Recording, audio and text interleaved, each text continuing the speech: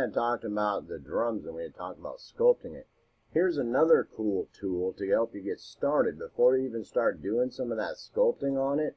And sometimes this will take care of a lot of the problem itself. And you can do this with each individual drum. It's real simple. A lot of times the drums will be on separate tracks, so it can be real easy to do. And sometimes it just takes a little minor adjustment.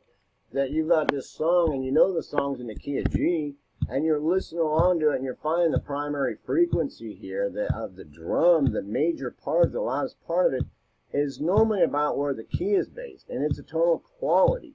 Now, you can kind of listen to it. It might be based around here a little bit, and you might have some undertones here instead of overtones up this way. Then it might be the frequency spectrum of it. It might be based more on this part than that part, but normally it probably is based around the highest part, whatever's the highest peak transient on what's going on. And then basically it's really simple. You figure out what key it is, and then you try to figure out, like if, the key is in E or whatever, and at that part, that it's going to sound best if that bass drum is actually in E, or if it's in another tone that's part of the key of E. So that when they're playing around in E, that the tonal qualities of that drum are tuned somewhat close to be complementary to the rest of the song. So when the bass player is pounding out this part and the bass drum has been tuned to where it's complementary to that bass part and in key, does that make sense? You got to make sure that, sometimes it really won't matter if it's, like a minor third of it or a major third or something like that, but sometimes it might really make a huge difference. And just understanding that can open up huge doors to your mixing, dude, and your writing. Because you'll be all of a sudden, now, to me, the drums are an instrument just like any other instrument in the orchestra. And I treat them the same way. They have tonal qualities that they have tonal qualities. That drum set, and it can be a big drum set, is tonal qualities to add to the track. But just to make a long story short, you've got it in Melodyne here, and I'm tuning it down. I've tuned it way down to where now it's way down here. And I've got it down around A sharp or A, or maybe down to A or maybe a little bit higher up in B. Does that make sense? So the whole point of that is, what I was talking about is you can actually tune every drum on there.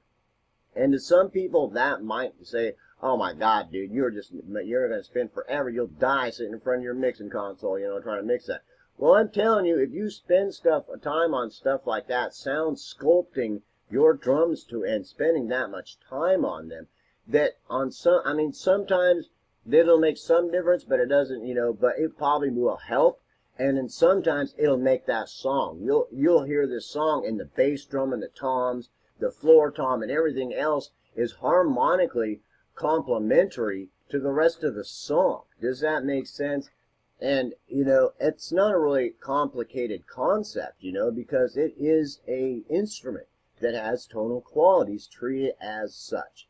And that's the other part of sculpting the drums. I'm not going to get into what all you will be able to do with it, but you can see just by that how much you're able just to tune that one bass drum all over the place. Look, I'm tuning up. It'll be a tom pretty soon.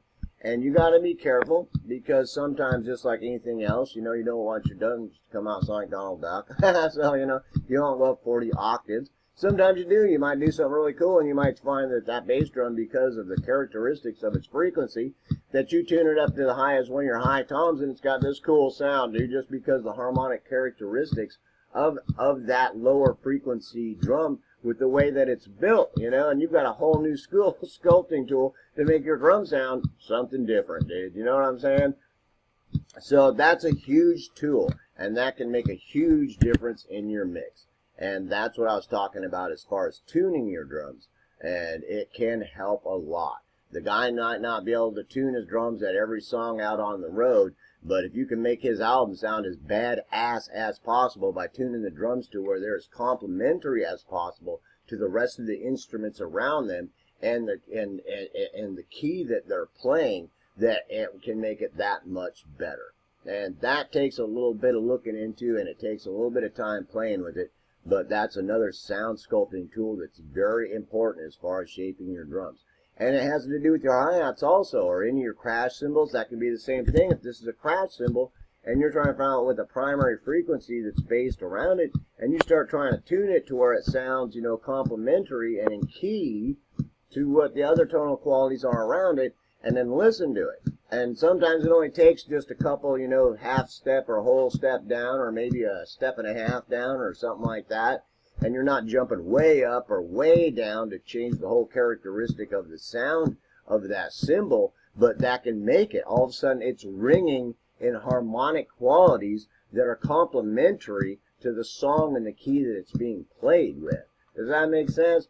So there's your next sound sculpting tool. I hope you have fun doing that. And please don't die in front of the mixing console trying to mix your drums. Peace off, love, dude. Have a nice day.